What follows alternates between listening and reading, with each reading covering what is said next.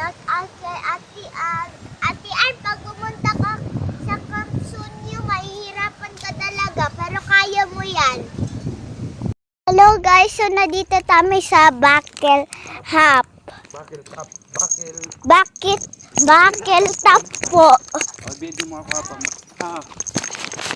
Yan po, magtatali yung papa ko ng hamok.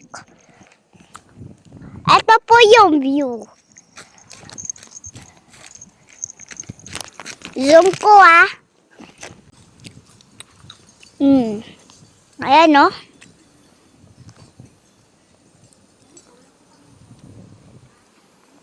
Ayan yung baba. Tapos may pailaw pag gabi. Ayan po.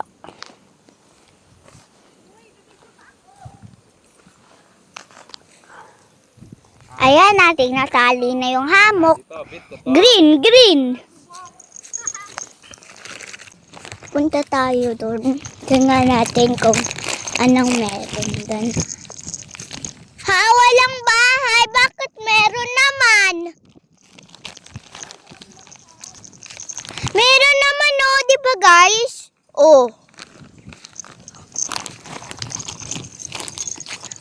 Ano nagsasabi? Bahay naman.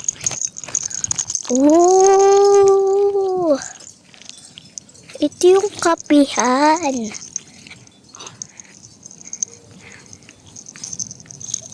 May bathroom pa. Kaakyat tayo sa taas. Dito tayo para may tayo, privacy. Try ko na to hawakan guys. Ay, parang kandila siya. Parang ganun yung niya. So we here. Dito tayo ay, may duyan. Ito yung bed ko. Bakit yung duyan pag ganito?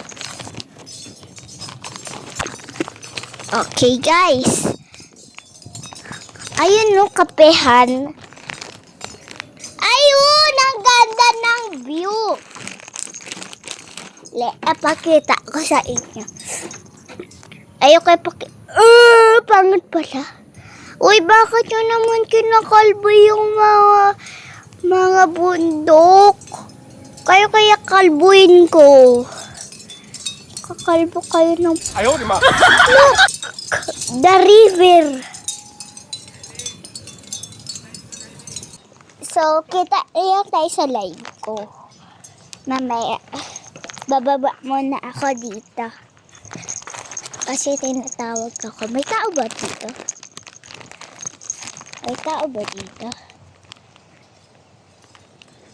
Ay, wow, may pumpa. Usal.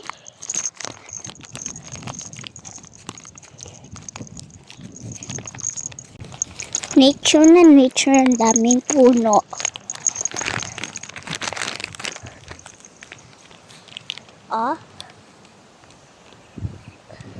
Yun yung bahay kubo. Kubo ba yan guys? Okay. So, dito na tayo. Ano yun? Ano to guys?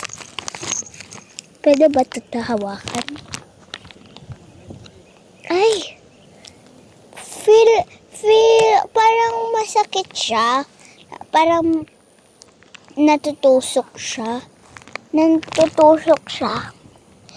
Hindi naman siya gaano kasakit, pero parang creepy niya, diba?